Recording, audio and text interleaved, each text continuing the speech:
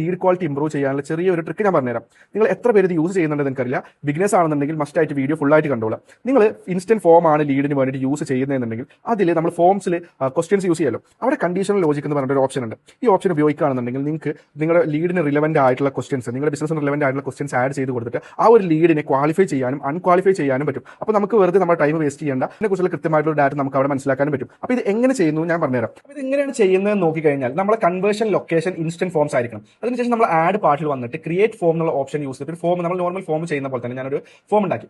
അതിനുശേഷം നമ്മൾ ക്വസ്റ്റ്യൻസിൽ വന്നു കഴിഞ്ഞാൽ ഇവിടെ കണ്ടീഷണൽ ലോജിക് എന്ന് പറയുന്ന ഒരു ഓപ്ഷൻ ഉണ്ട്. ഈ ഒരു ഓപ്ഷൻ എനേബിൾ ചെയ്യുക. അപ്പോൾ ഉദാഹരണത്തിന് ഞാനൊരു ഡിജിറ്റൽ മാർക്കറ്റിംഗ് ഏജൻസി ആണ് എന്നുള്ള രീതിയിൽ ഒരു ആഡ് ചെയ്യാൻ പോകുന്നത് കരുതാം.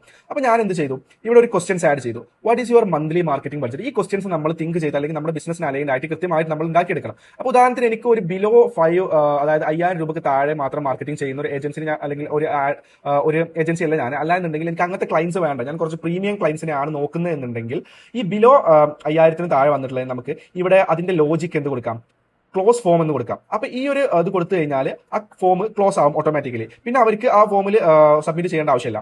അപ്പോൾ അല്ലാത്ത ക്ലയൻസ് ആണെന്നുണ്ടെങ്കിൽ ഓട്ടോമാറ്റിക്കലി ഇപ്പോൾ ഒരു 5000 to 20,000 ആണ് അവരുടെ ബഡ്ജറ്റ് എന്നുണ്ടെങ്കിൽ എനിക്ക് അടുത്ത ക്വസ്റ്റ്യൻസിലോട്ട് പോവാം എന്നുള്ള ഒരു ഓപ്ഷൻ കൊടുക്കാം അവിടെ. അതിനുശേഷം ഈ ഒരു ഓപ്ഷനും അതുപോലെ തന്നെ അടുത്ത ക്വസ്റ്റ്യനിലോട്ട് പോകാനുള്ള ഓപ്ഷൻ കൊടുത്തു. ആൻഡ് സെക്കൻഡ് ക്വസ്റ്റ്യൻ ഞാൻ ഇതുപോലെ തന്നെ ലോജിക് ആയിട്ടുള്ള ഒരു ക്വസ്റ്റ്യൻ കൊടുത്തു. അപ്പോൾ അവിടെ ഇമീഡിയറ്റ്ലി ആഫ്റ്റർ 1 month എന്നാണ് ഇവർ ആഡ്സ് സ്റ്റാർട്ട് ചെയ്യാൻ പ്ലാൻ എന്നുള്ള കാര്യങ്ങളാണ് ചോദിക്കുന്നത്. അപ്പോൾ അതും അവർ കൃത്യമായിട്ട് കൊടുക്കുക. ഇപ്പോൾ ജസ്റ്റ് എക്സ്പ്ലോറിംഗ് ഒരാളാണ് എന്നുണ്ടെങ്കിൽ ക്ലോസ് ഫോം എന്നുള്ള ഒരു ഓപ്ഷൻ കൊടുത്തിട്ട് അവിടെയും ആ ഒരു ലീഡിനെ നമുക്ക് അൺക്വാളിഫൈ ചെയ്യാം. അപ്പോൾ നമുക്ക് കൃത്യമായിട്ട് ഇത് കൊടുത്തു കഴിഞ്ഞാൽ നമുക്ക് നമ്മുടെ ലീഡ്സ് കൃത്യമായിട്ട് അനലൈസ് ചെയ്യാൻ പറ്റും.